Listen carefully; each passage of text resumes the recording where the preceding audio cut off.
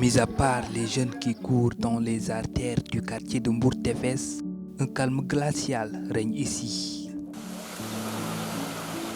Ce quartier où le chef de l'État était venu récemment suite au chavirement d'une pirogue attendait aussi désespérément d'autres nouvelles. Les habitants espéraient retrouver un autre pirogue porté disparu en mer pendant plus de 40 jours.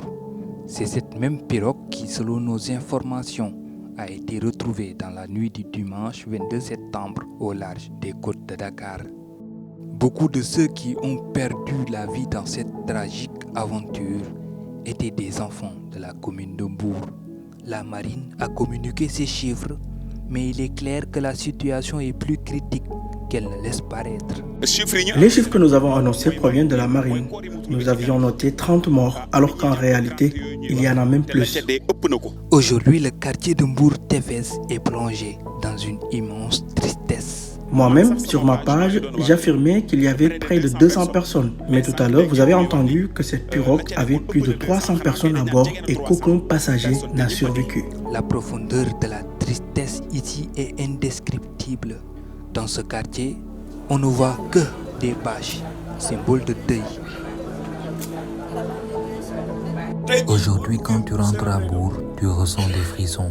Les tentes sont disposées comme ça. À chaque maison, il y a des funérailles. Chacun a perdu un être cher.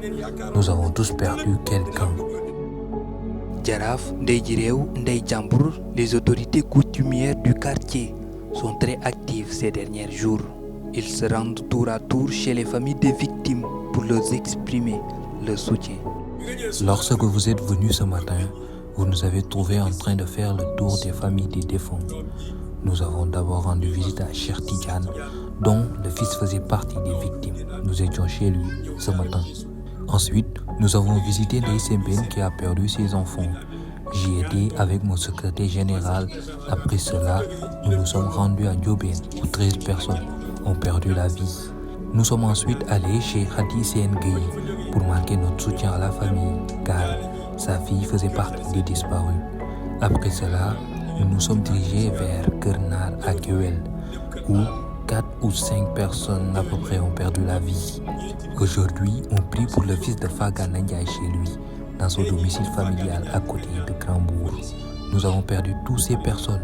Nous avons prié pour certains hier, d'autres aujourd'hui, et il nous reste encore à prier pour d'autres demain.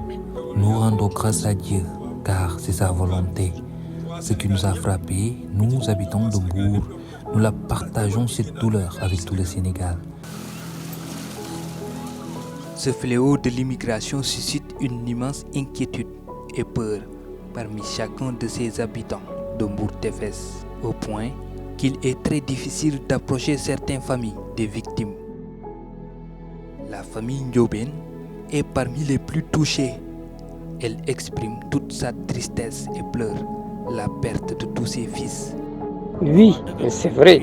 Ici, la situation est très compliquée. Si vous regardez bien, vous verrez que c'est vraiment difficile. Les visages sont crispés, l'esprit ailleurs. La perte de ses chers fils a laissé toute la famille sans voix. Vous savez, ici à Mbour, je pense que chaque artère du quartier est marquée par des funérailles.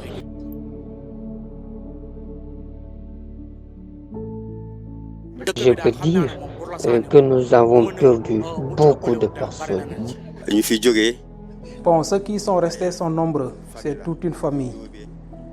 La famille Ndiobène est bien connue à Mbour. Nièce, neveu, fils, tout le monde y est resté. C'est un fardeau très lourd pour tous les membres de la famille. Certains parlent de 7, d'autres de 8. Mais pour la famille, c'est plus d'une dizaine de personnes qui y sont restées. Vous voyez cette famille-là, la famille Ndiobène est très connue au Sénégal. Il y a beaucoup de personnes touchées.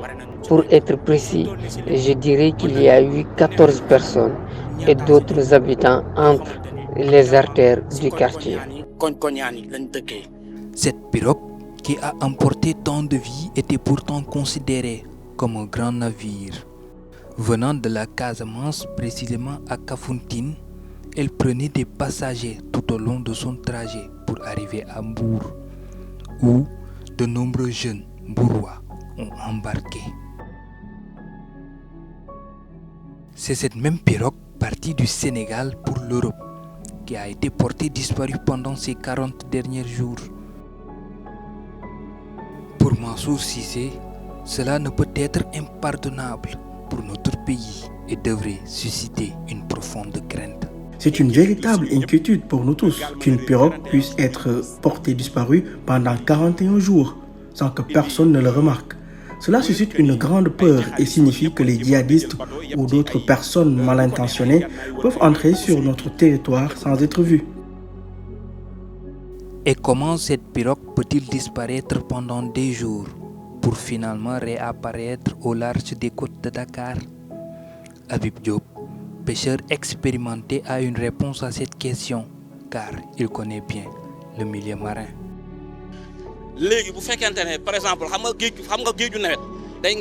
Tu sais, une pirogue qui se perd en mer, surtout en période hivernale, subit beaucoup de vent. Ce vent emporte la pirogue rapidement, la faisant parcourir de longues distances. On pourrait croire qu'on la tire, mais ce n'est pas le cas. S'il n'y a pas de vent, la pirogue avance doucement, c'est tout. Pour revenir sur cette situation, notamment sur l'introuvabilité de cette pirogue pendant plusieurs jours, il pourrait y avoir aussi une raison mystique. On nous informe que la plupart de ces pirogues se préparant à rallier l'Europe ou l'Espagne s'arment de kirikiri qui, souvent, les rend invisibles. Lorsque j'ai échangé avec certains grands pêcheurs, ils m'ont dit qu'ils utilisent souvent des moyens mystiques. En accrochant ces objets dans la pirogue, la marine nationale peut s'approcher d'eux sans même les voir. La plupart des pirogues qui partent d'ici sont ainsi préparées. Et c'est seulement en arrivant en Espagne, juste devant le quai, qu'ils les enlèvent. C'est ainsi qu'ils sont appréhendés et remontés. Chose que Habib réaffirme avec conviction. Par exemple, celui qui se prépare à partir utilise tous les moyens possibles pour réussir son trajet. Si tu fais tous ces efforts et que certains veulent te couper la route, tu es obligé de prendre des dispositions pour ne pas te faire repérer. C'est aussi simple que ça. Nous savons ce qui se passe. Même si nous ne faisons pas partie de tout cela, nous en avons connaissance. Cependant, pour de nombreux habitants de Mbour-Tefes, ce sont les prières formulées par les sages du quartier qui ont brisé le sort. Peu importe la situation, les rumeurs circulent. Bien que beaucoup nient le passage de la pirogue, certains pensent qu'il y a eu une grande complicité dans l'embarquement de tant de jeunes pour braver la mer. Il est inconcevable qu'un bateau puisse atteindre la petite côte sans que personne ne l'aperçoive. Il peut y avoir une complicité réelle entre les populations. C'est ce qui s'est passé l'autre fois. C'est qu'une pirogue est partie vers 15h en plein jour, ce qui prouve qu'il y a des gens qui ont l'information mais ne la communiquent pas. Ce sont des complices et cela peut même remonter à nos agents de sécurité qui n'assurent pas toujours leur rôle. En ce qui concerne la famille Ndiobène, ils n'ont aucune connaissance du départ de leur cher fils. Vous savez, nous n'avons rien organisé.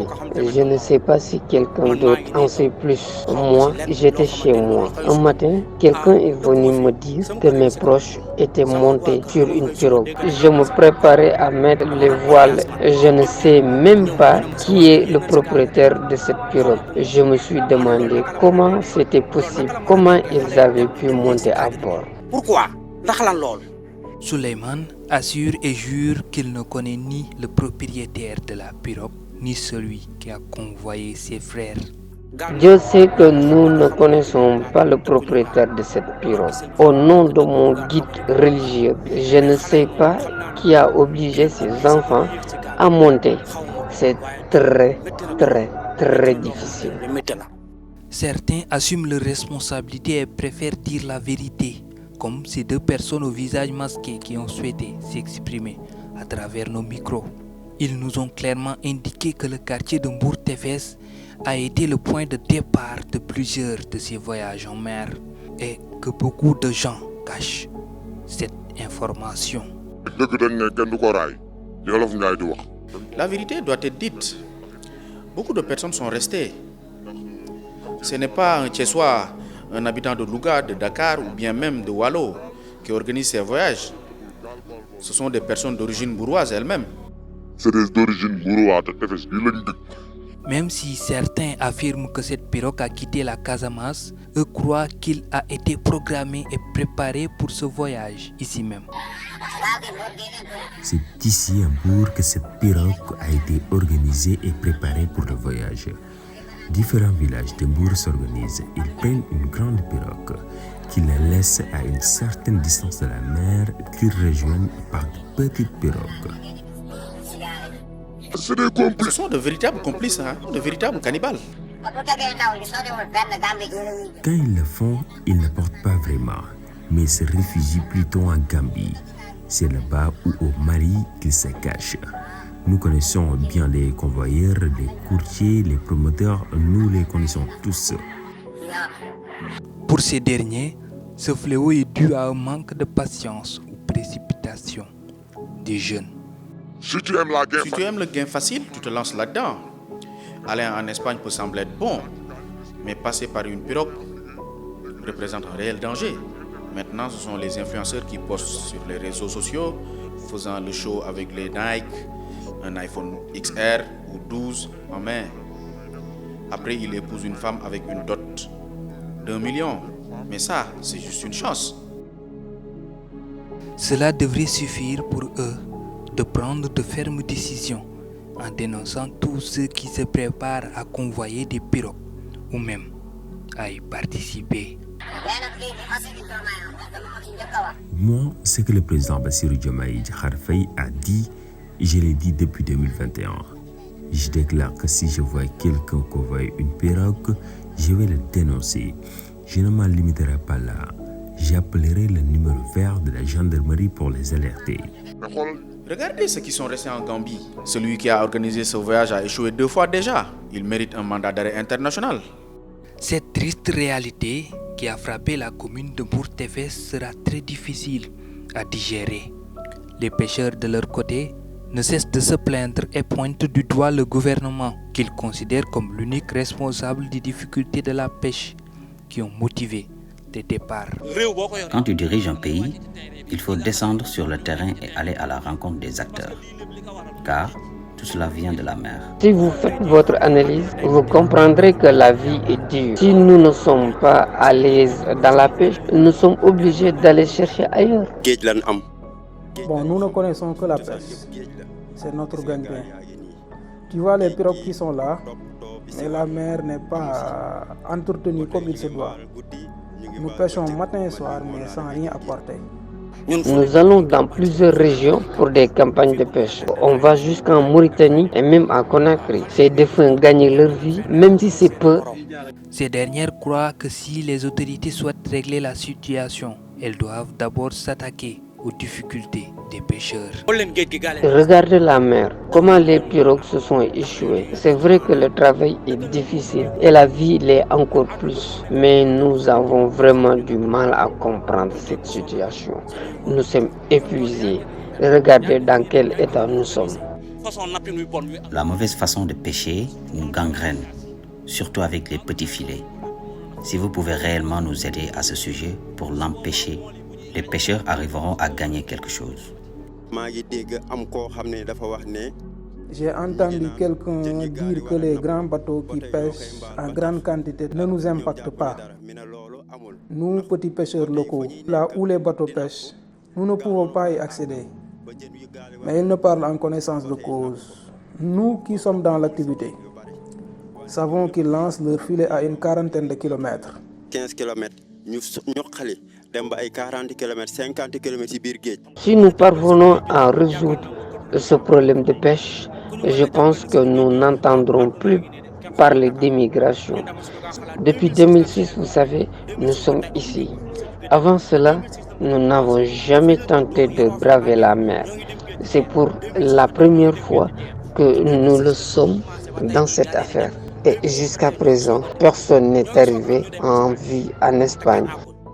Tous ceux qui bravent la mer pour l'Espagne ont été convoyés par des passeurs. Si ces derniers gagnent bien leur vie, personne ne partira. Ce sont les principaux acteurs. La solution est simple. Il s'agit de prendre soin de notre mer et de nous mettre dans de très bonnes conditions. Si nous avons quelque chose à gagner ici, dans ce pays, personne n'ira en Espagne. Mais la mauvaise pêche est aussi du désarroi pour les passeurs. Des propos qui, bien que soutenus par certains, ont tout de même été rejetés par d'autres. Ces dernières estiment que même si la mer est difficile, il n'en manque pas pour autant et qu'il est possible de récolter suffisamment de poissons.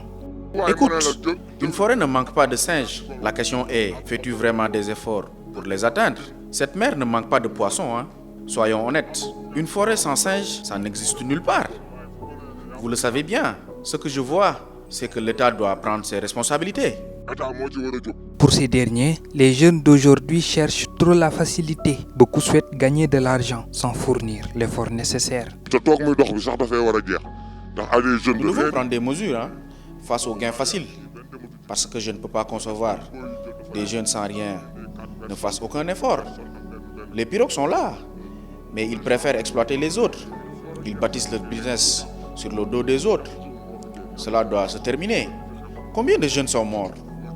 Regardez ce qui s'est passé entre août et septembre.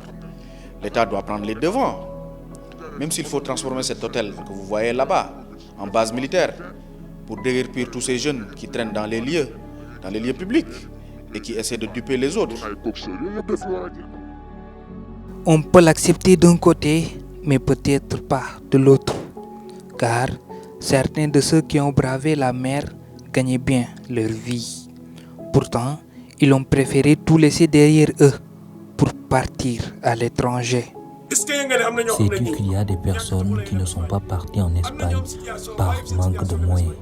Certains étaient dans de bonnes conditions. Certains avaient même leur propre voiture, d'autres des magasins et un foyer confortable. Ils n'avaient rien à personne, mais ils ont choisi de braver la mer. Et je n'arrive même pas à comprendre ce qui se passe.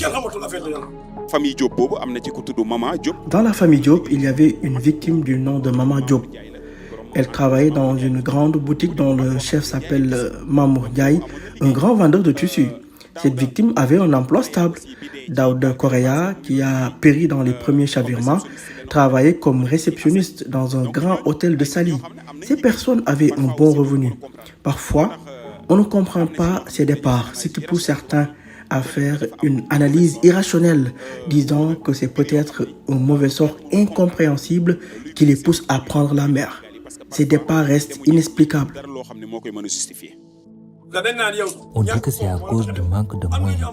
Il y a des gens qui avaient les moyens et qui sont partis, d'autres qui n'en avaient pas et qui sont aussi partis.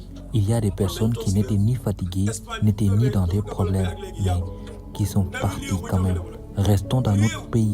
L'Espagne s'est développée récemment. Ce sont les jeunes du pays qui l'ont construit. Un pays ne peut se développer que grâce à sa jeunesse. Si tu vois ceux qui ont élu le président de la République sont en majorité des jeunes. Alors, restons dans ce pays, écoutons notre président et restons patients pour développer nous-mêmes notre nation. Même si certains prennent des risques, d'autres restent conscients des dangers. Peu importe la situation et la dureté de la vie, ils espèrent rester ici et vivre avec le peu qu'ils ont jusqu'à ce que le bon Dieu leur donne davantage. Ce qui me motive est que les efforts que je fais pour aller en Espagne, si je les fais ici, cela portera ses fruits. Dieu est partout, que ce soit en Espagne ou au Sénégal. Ceux à qui le destin est là-bas sont bien arrivés, tandis que les autres ont péri en mer. Ce voyage est un pari. Tu peux arriver ou non. Tu peux réussir là-bas, mais aussi échouer. Avec notre gouvernement actuel, que Dieu les aide à assister et sensibiliser les jeunes, car ils souffrent réellement. Les jeunes sont fatigués, mais les adultes le sont aussi. Pourtant, on peut bien garder espoir, surtout avec l'arrivée de ces nouvelles autorités. C'est pourquoi il encourage les jeunes à rester dans leur pays et à attendre de meilleurs jours pour le Sénégal. Élection président Bassirou Diomaye avec son premier ministre M. Ousmane Sonko. L'élection du président Bassirou Diomaye Faye et de son premier ministre Ousmane Sonko avait créé un grand espoir au sein de la population. Si vous regardez bien, au moment où le président Ousmane Sonko a été emprisonné, ce phénomène a commencé à prendre des tournures inquiétantes, car les gens commençaient à désespérer. Leur arrivée avait suscité l'espoir d'un changement. Ces derniers temps, cela semble avoir changé, surtout ici à Mbour. Il est temps que le gouvernement prenne des mesures et agisse pour que sur la petite côte, les jeunes puissent trouver du travail. En tant que Sénégalais, je demande à la jeunesse, peu importe où vous êtes, de rester, d'avoir la volonté de travailler, tout en étant patient. Comme nos autorités nous ont promis un avenir meilleur, personne ne doit vous influencer. Tous ceux qui sont partis en Espagne se baladent avec des iPhone 14 ou 15, ou ont envoyé une dot d'1 million, ou ont construit de grandes maisons. Ça, c'est leur destin, cela les concerne. Ces propos rejoignent ceux des aînés et des autorités coutumières qui dirigent le quartier de Mbour Tefes. Tous sensibilisent les jeunes à ne pas braver la mer au risque de leur vie. Ceux qui ont perdu la vie devaient nous remplacer à l'avenir. Si toute la jeunesse périt en mer, qui va prendre le relais? Certains ont étudié jusqu'à obtenir leur diplôme. D'autres ont même terminé d'apprendre le Coran et devraient assurer le relais dans les mosquées. Nous avions des jeunes qui auraient pu devenir ministres, présidents de la République ou même directeurs de société. Être impatients jusqu'à risquer leur vie en mer est tragique. Les habitants de Mbour sont en train de perdre leurs espoirs de demain. C'est pourquoi nous les incitons, ceux qui restent, à continuer de rester. Et disons aux parents de continuer à sensibiliser nos enfants. Nous aimerions bien mettre fin à l'immigration clandestine, que ce soit à Mbour ou dans tout le Sénégal. Malgré toutes les difficultés, ils prient les jeunes de revenir à la raison. Pour eux, rien ne vaut une aventure sans issue. Ils lancent également un appel aux autorités pour qu'elles agissent face à cette situation. Si chacun est conscient, il prendra du recul, peu importe qui il est. Ce que je dis à la jeunesse, c'est simple. Avancez prudemment, car tous les efforts ne doivent pas être vains. Comme le gouvernement est venu partager notre tristesse et échanger avec nous, surtout concernant notre situation dans la pêche, nous avons élargi notre cadre du dialogue. Restons donc à l'écoute. Restons ici et soyons solides, car Dieu est partout. Ici, la terre est bonne, mais peut-être les salaires sont bas ici. Là où tu peux gagner 20 000 ou 30 000 la journée est différent de là où tu peux gagner 2 500 ou 3 000 la journée. C'est la réalité. Que le bon Dieu nous accorde sa miséricorde. C'est mon seul souhait. Celui qui convoite les pirogues tue des personnes chaque année. Chaque année, nous apprenons qu'une pirogue a coulé. Je demande au gouvernement, au Premier ministre Ousmane Sonko et au président Bassirou Diomaye Faye d'aider la jeunesse. Les jeunes sont fatigués, nos mères sont fatiguées et nos pères le sont aussi. Les enfants ont grandi et c'est difficile de voir leur père à leur âge partir chercher de l'argent. S'il avait du travail, il n'irait nulle part. Franchement, comme le disait Kharmaye, seuls ceux qui sont dans cette situation peuvent comprendre la difficulté.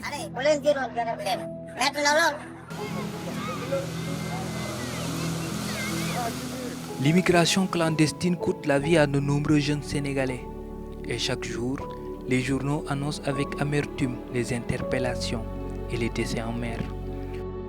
Malgré les efforts des nouvelles autorités, il est clair que tout cela sera vain si les communautés ne se mobilisent pas. Il est urgent d'éveiller les consciences et de protéger nos enfants d'une aventure fatale. Si nous ne prenons pas ce combat en main, qui le fera? La vie de nos jeunes en dépend.